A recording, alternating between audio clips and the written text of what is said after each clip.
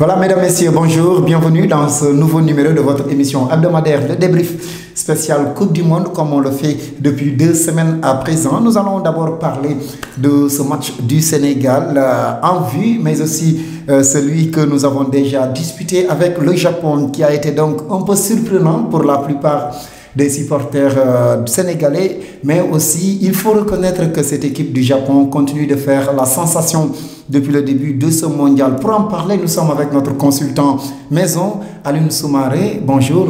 Bonjour Jacques. Aujourd'hui en blanc, mais pas aux couleurs nationales quand même. Oui, malheureusement, mais ce n'est que partie remise.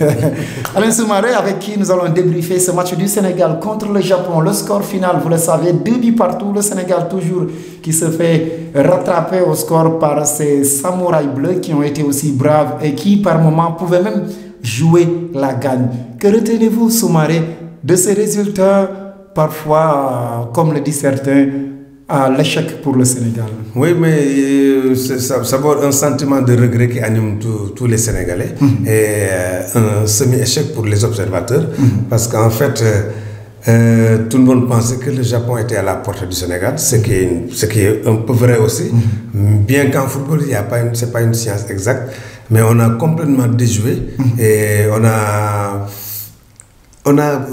durant les 15 premières minutes, quand même, le Sénégal avait montré des signes de domination. Tout le monde allait penser qu'on allait marcher sur ce Japon-là et nous qualifier tranquillement. Mais malheureusement, après le but, le premier but, les joueurs se sont relâchés. Ils ont dû, dans leur tête, tout de suite penser au 8e de finale. Donc voilà, ce petit relâchement-là, qui est assez coupable quand même, a permis aux Japonais quand même de reprendre confiance et d'égaliser. Donc, dès que vous marquez un but contre le Sénégal, vous dites que c'est possible. Donc, les Japonais, comme on les connaît, c'est un peuple discipliné, bagarreur, batailleur. Donc, ils ont jeté toute leur force dans la bataille, surtout en mettant en valeur leur qualité propre, c'est-à-dire la vitesse, la vivacité et une très bonne condition physique.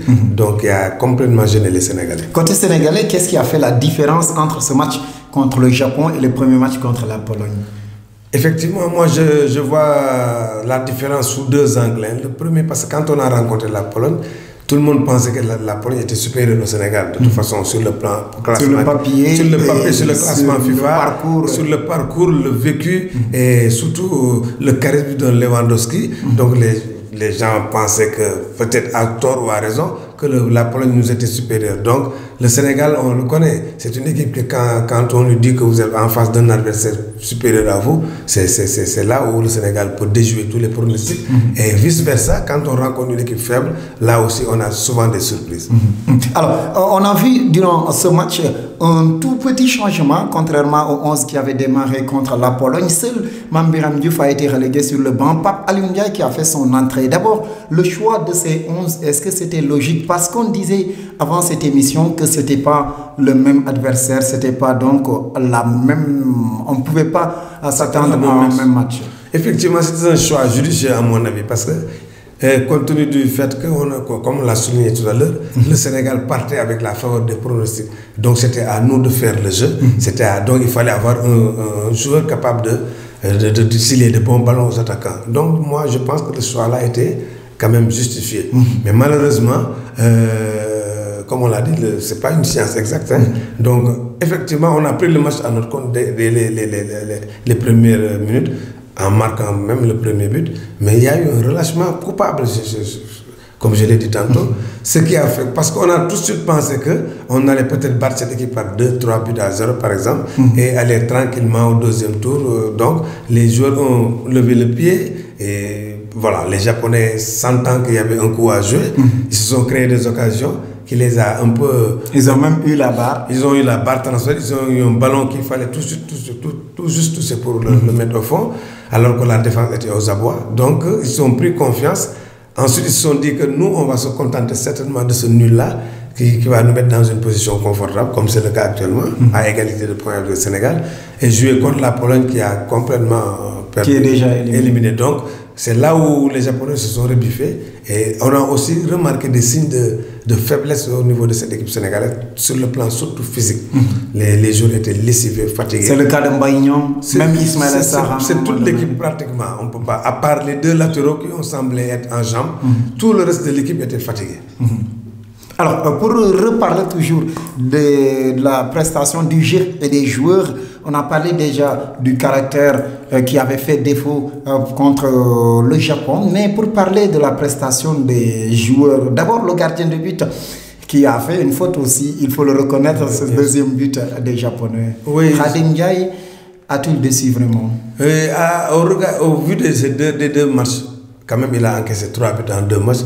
Khadim Ndiaye n'avait pas l'habitude d'encaisser autant dans les buts, dans les buts du Sénégal. Donc là, c'est une petite déception. Effectivement, il est passé à côté. Et c'est-à-dire que le Khadim Ndiaye qu'on craignait est revenu. C'est-à-dire que ce manque de concentration sur certaines actions, un peu de désinvolture, un manque de professionnalisme, hein, parce que là, quand même, il joue en Afrique, il joue à Orea, le niveau n'est pas le même, l'ambiance n'est pas...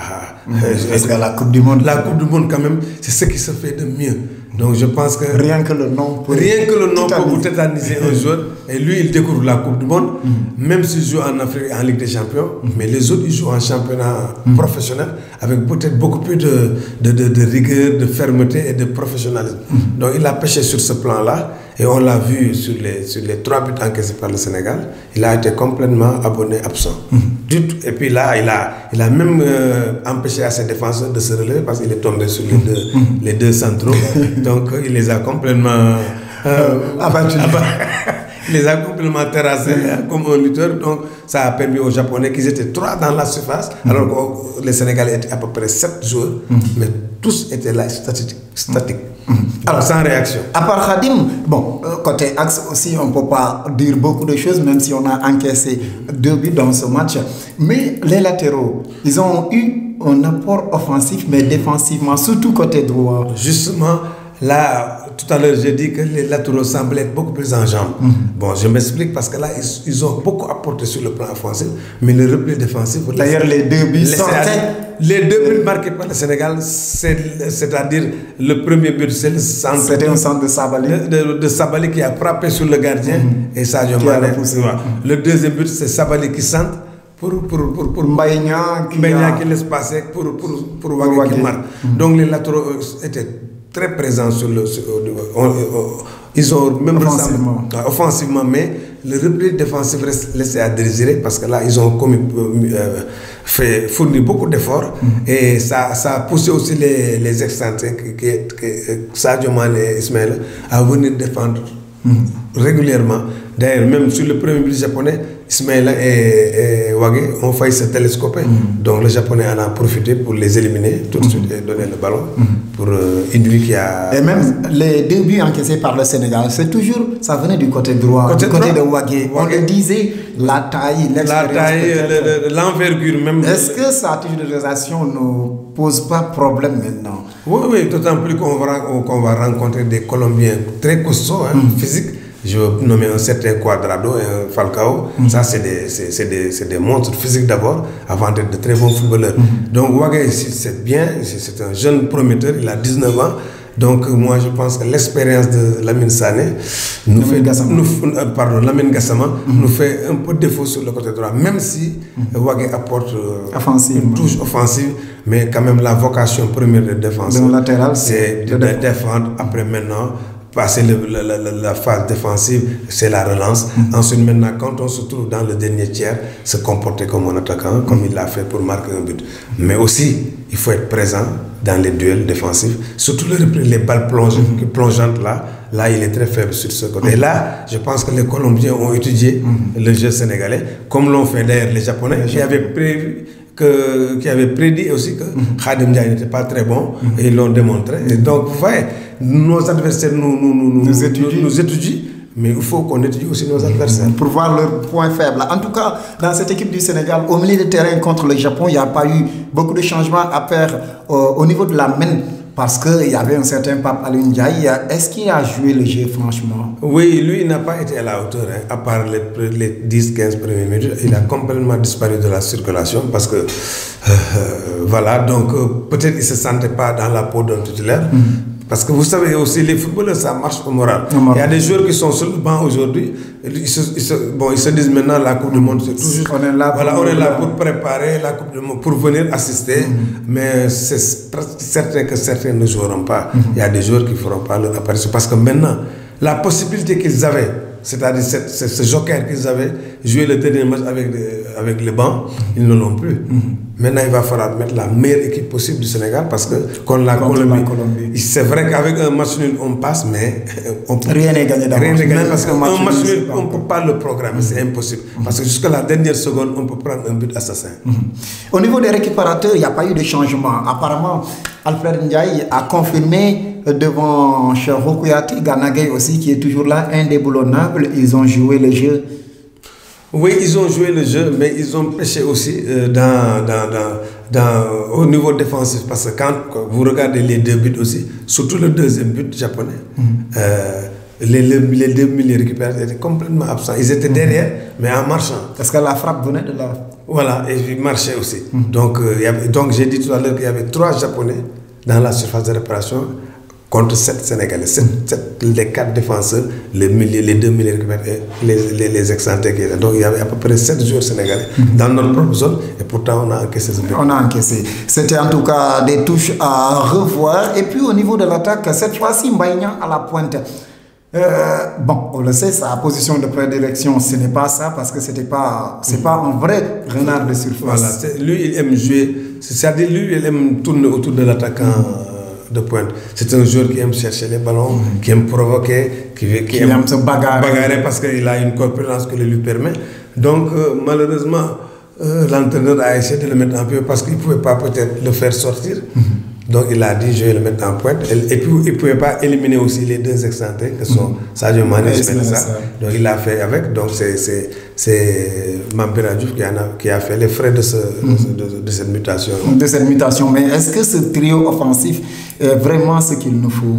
Non, en tout cas ce trio offensif ne nous a pas montré grand-chose. Hein, parce que si on reprend depuis le premier match, le premier but, autogol des Polonais. Deuxième but, erreur monumentale de la défense polonaise et de la relance même de Krychowiak, qui on ne sait pas quelle mouche l'avait piqué pour faire une passe de sa zone vers son gardien. Donc, Mbaye en a profité. C'est pas le but le plus difficile de sa carrière parce que quand même, il a bousculé les deux et ensuite il est parti tranquillement, pousser le ballon au fond. Et les 2 buts marqués aussi contre le Japon, c'est un latéral qui marque et Sadio Mané heureux de voir le ballon ricocher entre ses jambes. Donc l'attaque n'a pas encore montré sa capacité à construire sur des balles placées et à marquer un but. Ça aussi c'est un problème et on l'oublie. Parce que c'est vrai, on a gagné la Pologne, mais les 2 buts marqués contre la Pologne, ce n'est pas des buts franchement bien construits, c'était des buts heureux. Bien, on a bien joué, on a fait déjouer l'adversaire, certes, mais ce n'est pas des buts qu'on a bien élaborés. Alors quand vous regardez la Colombie, les autres, même le Japon marqué des buts, c'est des buts qui sont vraiment construits à la base. Alors, au finish, nous nous retrouvons à égalité toujours parfaite avec l'équipe du Japon. La bataille finale aura lieu finalement lors de cette dernière journée de la phase de poule, le jeudi, Sénégal-Colombie. Un petit point nous suffit, mais est-ce qu'il est si petit qu'on peut le penser? Au contraire, parce que là, au moins, les Colombiens savent à quoi s'en tenir. Ils sortent d'une victoire, large victoire. Ils sortent d'une victoire, mais ils savent qu'il faut gagner pour se qualifier. Alors que le Sénégal peut se dire, bon, je peux gagner comme je peux faire match nul. Donc il a un double dilemme. La Colombie n'a rien d'autre en tête que de gagner. Et ça facilite aussi les choses souvent. Mais quand vous avez un choix à faire, vous pouvez faire le mauvais choix souvent.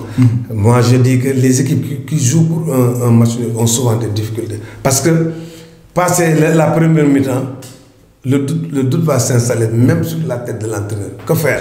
Et puis jusqu'à la 90e minute. Justement, même les joueurs eux-mêmes, inconsciemment, ils vont, quand le temps va filer, ils vont regarder le temps défiler. Ensuite, quand ils vont se rapprocher du dernier quart d'heure, même si c'est 0-0, inconsciemment, ils vont tous replier.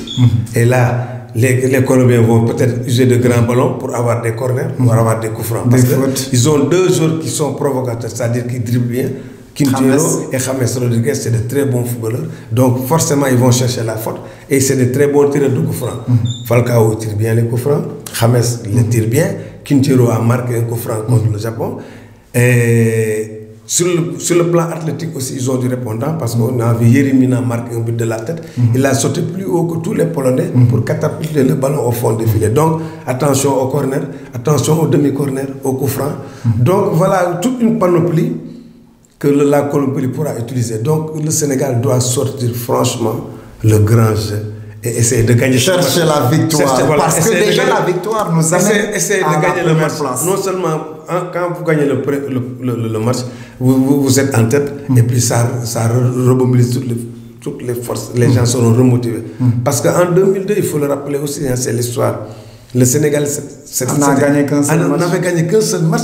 C'était contre la France. Comme cette fois-ci, on a fait match nul contre le Danemark, on a fait match nul contre l'Uruguay. Et à la dernière seconde, l'Uruguay, par Recoba, a failli marquer un tir.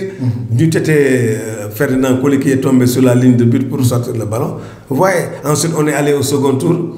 On a gagné en prolongation, but en or. Donc voilà, ça c'est l'histoire. Donc il faut, les matchs se gagneront à l'arraché. Aucune équipe ne peut battre l'autre facilement sans penser que... Le comportement de l'équipe du Sénégal, comment est-ce qu'on doit se comporter? Et puis, quel 11 s'attendre? Là, c'est là où j'attends. Moi, je dis que ce match-là, c'est le match de Aliou Cissé. Ce ne sera même pas le match des joueurs.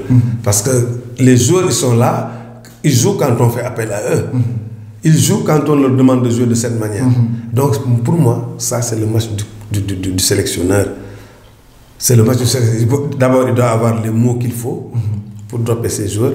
Les joueurs, c'est vrai, ils sont motivés, mais ils sont tributaires aussi de la tactique mise en place.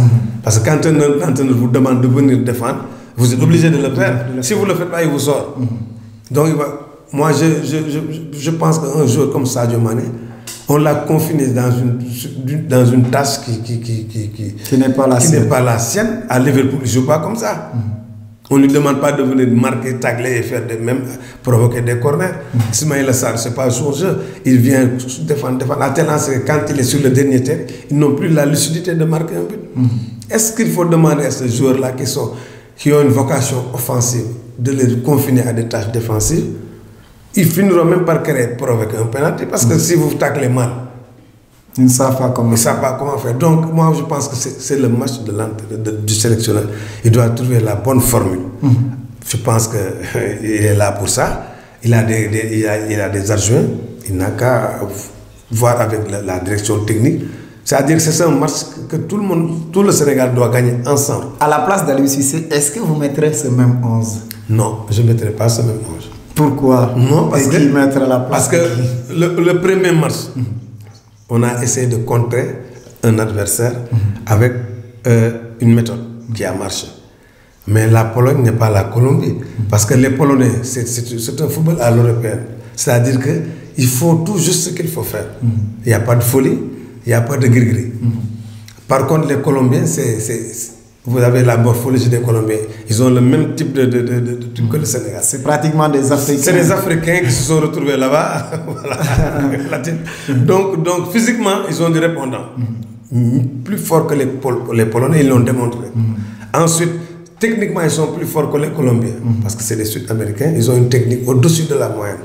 Donc, on peut dire, même sur le plan technique, ils sont plus forts que le Sénégal. Ça, il ne faut pas avoir aussi peur de le dire. Si vous prenez individuellement les joueurs, les Sénégalais, peut-être sur le plan physique, ils sont bons, mais il y a beaucoup de joueurs qui sont techniquement très en deçà, très limités. Ils sont tout juste le boulot, mais les Colombiens, ils sont capables de sur des dribbles. Parce que là, on le laisse jouer. Mais Sadio Mané peut faire la même chose, mais si on le laisse s'exprimer. Mais s'il se passe son temps à venir défendre, c'est pas possible. Donc, c'est le match de course, c'est le match de tout le monde. Il va falloir que tout le staff technique se regroupe et voit la meilleure composition d'équipe possible. Alors, la meilleure composition, c'est peut-être toujours laisser Alfred Ndiaye au milieu, Gana Gueye, et qui le troisième? Non, mais Gana Gueye, au vu de ces deux... Gana Gueye, là, il est intouchable. Hein. Alfred, au vu de ses prestations, on peut penser qu'il peut redémarrer, même s'il n'a pas terminé les matchs. Il est souvent remplacé. Hein? Je pense que le premier match, il a été remplacé. Il a été remplacé. Donc, parce que c'est quelqu'un qui se donne à fond. Maintenant, il y a une solution intermédiaire, parce que maintenant, comme le Sénégal doit jouer pour ne pas perdre, est-ce qu'il ne faut pas rajouter un Kouyaté? Je ne sais pas. Ça, c'est peut-être que ça peut se faire. Vous mettez Kouyaté, Alfred et Gana Gueye, 3 rideaux devant la défense, peut-être que ça peut marcher aussi. Parce que Kouyaté, quand même, c'est un bagarreur. Il est partout, là où se trouve le ballon. Là où il peut être la fourmi de l'équipe pour empêcher les Colombiens au moins. On peut lui demander de faire ce boulot-là. Ça sera au détriment aussi de l'autre qui va disparaître, Papa Ndiaye. Moi, je pense que ça peut être arme. L'attaque? L'attaque, personnellement, moi je verrais bien un Diao Baldé Keita débuter. Pour la simple raison, lui, il est beaucoup plus connu du public. Parce que lui, c'est quelqu'un. Il est beaucoup plus craint. Il est beaucoup plus craint que les autres. Voilà, parce que quand même, rappelez-vous quand son passage à la Lazio de Rome. Parce qu'il y a un adversaire de l'autre côté. Hein? Voilà. Falcao. Falcao, il joue dans le coéquipier. Donc, il a envie aussi de se surpasser. Ensuite, c'est quelqu'un qui peut fixer la défense adverse.